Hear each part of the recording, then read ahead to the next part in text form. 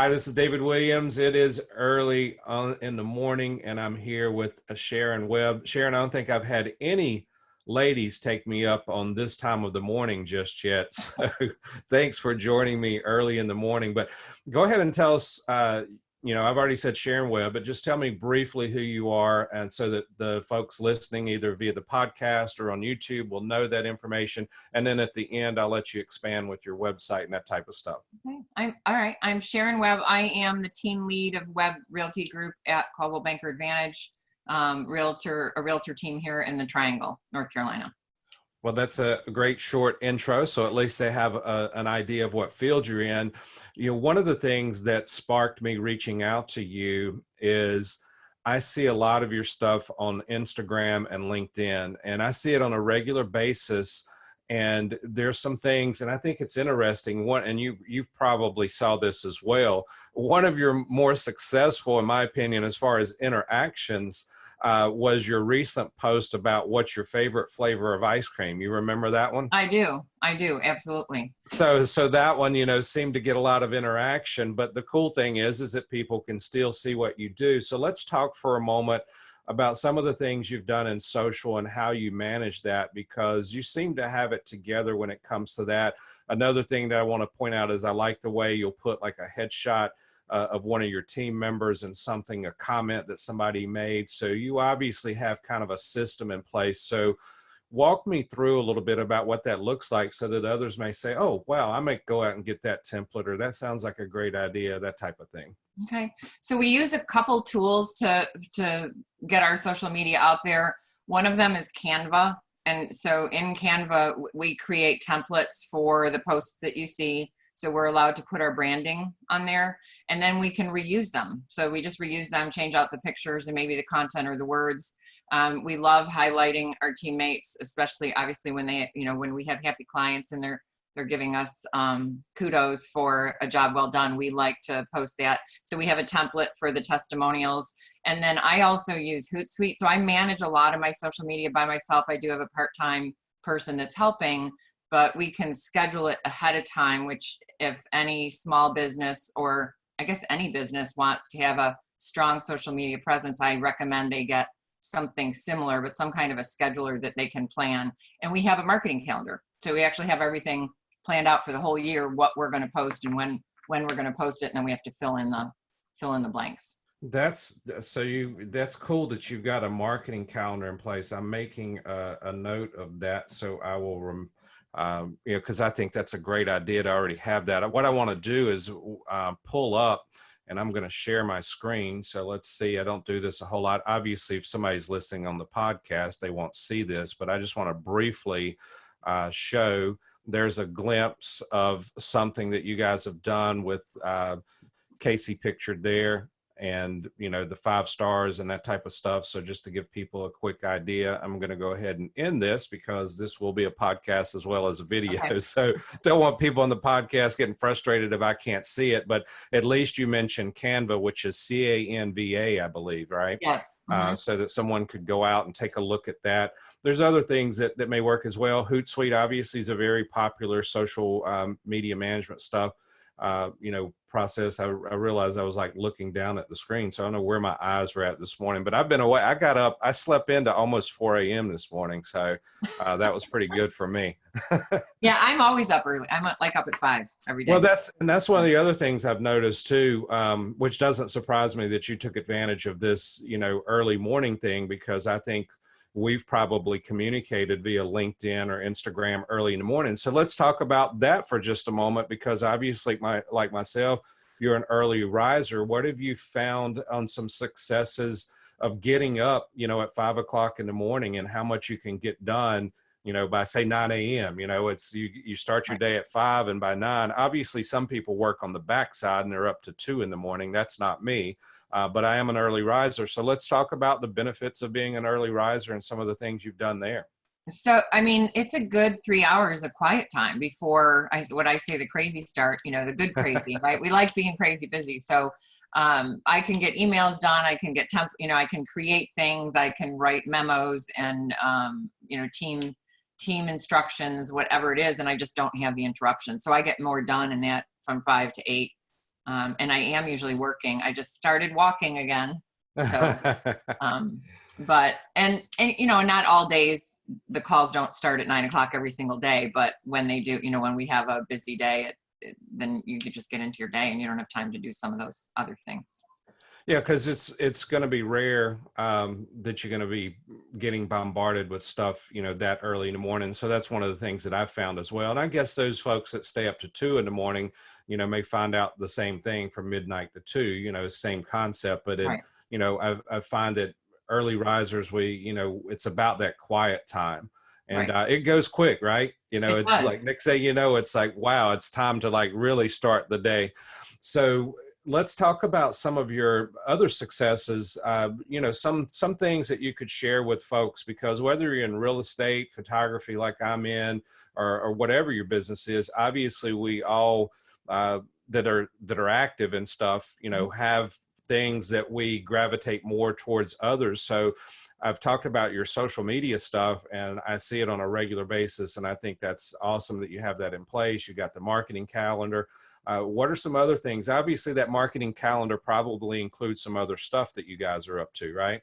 So we do. So one of my I think that we should always be learning. So always add education, no matter what field you're in. Take time once or twice a year to go to a seminar and educate. And so in our industry, one of the well, I guess it's not up and coming. We've been doing it for a long time, but there's more and more focus on it, is adding video. So we're trying to add a lot more video into our social media and, you know, just marketing our listings and clients. So that's with that add more video. Let's you know, one of the things that I saw recently, and hopefully I've got because I'm connected to so many people, but I'm pretty sure that it was probably you in the real estate world. Didn't you show this very luxurious home from an aerial shot and say something about you just don't get the same results at the ground level? Yes. Yeah, there was So something to that effect. I mean, because one of the things I've noticed about you is you show the before and after inside of a home on a regular basis. So you're very much about that professional photography concept, which as you know, I don't do homes, so I right. can talk freely about it. But I love the way that you do the before and the after shots inside. But the luxury real estate that you posted the other day, that home was so massive that you cannot get the same results. So I think it's great that you're using that visual, which that's what led me to like expanding on this a little bit, talking about the video and photography side of what you do, because you're very much sold on that aspect of your business and it helps for a lot of businesses. Right. And the before and afters are, and I'm passionate about the afters and the level of photography. And what we've also learned, and I know you'll appreciate this, is lighting. So lighting is everything. And we have found for our sellers, sometimes we make them change their light bulbs to the daylight because it is astounding. And like I can show that in picture after picture after picture. So it's a simple fix. And then the level of photography and the camera quality that the people use. And we only have 1 or 2 photographers that I approve to do that I'm happy with the quality of what they do. So Right. that. And that's so, yeah, because you've got like the things that I do, like obviously photography and video is something that we can, you know, we can handle for what we do. We don't do homes, but my point is I'm kind of that way, even about our own work, as well as if I'm partnered up with another vendor, right? You know, I'm very, you know, we're small business owners and Right. we want to I don't want to micromanage people, but at the same time, if they're going to represent what we do. And I know one of the folks that you use, I've known him for quite some time, and he is a solid guy. You know, if I'm not mistaken, the guy that I've known for years is one of the 2 vendors that you use. And so you've done a great job with those before and afters. And so, you know, one of the things for bringing that up is somebody might think, well, I'm not in real estate. How am I going to show a before and after picture? Here's the living room before, here's the living room after. I think the point here is how can you use photography and video in your business, especially the video. And so let's talk about that a little bit more before we wrap up, because that's something that it sounds like it's more of a new venture for you. So how do you kind of envision, like, what are some of your goals? Not only, I mean, obviously the home type stuff, but I could see, you know, are you thinking about, hey, I'm going to hold the phone up and just, hey, this is Sharon, you know, glad to see you today, that type of stuff. Tell me a little bit about your video thoughts, and have you tried any of that? And if you have, like, nah, I'm not the selfie type video person. So kind of yes to all of it. So we've been doing video for homes without us in it for for years, and we need high quality for that. We have experimented with the selfie videos, and it just doesn't seem to stick. We kind of go on a kick, then we get busy doing our stuff. But there is more and more focus in our industry that it's so critical to do that, because people know you by your face. They like to see you on camera. I mean, we look the way we look. So, right. like, we all just have to get over that. And then I think it's adjusting to get it into like, I take pictures of everything all the time with my phone. So it's getting used to doing that with a video tool. Yeah, so that's a great point, because one of the things that I've tried to do recently, and I've started listening to Gary Vee a lot in the last 30 days. I must admit, I didn't know who he was, just over a month ago. I think it's been probably less than 30 days I discovered him. But anyway, one of the things he produces is a massive amount of video content. But one of the things that I've learned by watching him, the dude has 8 million followers on Instagram, so he must be doing something right.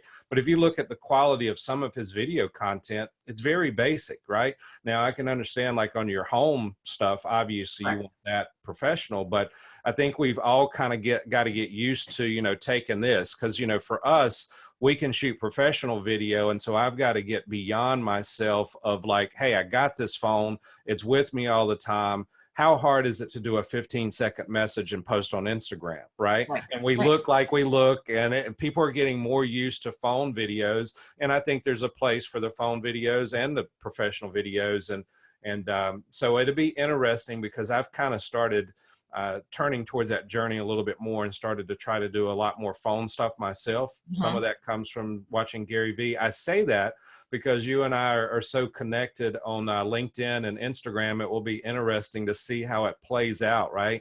For the two of us, because same concept, right? You get busy with client stuff, and it's like, oh, I didn't shoot that video. And I'm just trying to incorporate it in my life. And it sounds like that's your ultimate goal, right? To try to make it happen, even when you're in the weeds, so to speak. It is. Like, I'll be at a house, shooting because we do the 3D. I mean, we do several different types of videos, and I'm driving away going, I forgot to do like, a 20-second blurb in front of the house. Like, and I'll be 20 minutes away. So I think it's adding it to my checklists, and because I'm not shy. I'm fine with doing it, but it's getting it in my daily routine.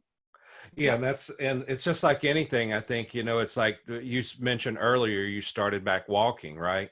And or you're doing more walking now and that type of stuff. So I'm just jotting a quick note here about adding the daily routine, because what I like to do is try to look back at some of the highlights, from some of the things I jotted down, to help me figure out, like, what am I going to call the title of this, 15 to 20 minutes with Sharon. But adding to the daily routine, I think anybody, it's like, I've already got 10 million things to do, but there's a lot of things. It doesn't take that long to do that 20-second video in front of the house, right? So one of the things and although I'm not in the home business, it's still like people like to see behind the scenes.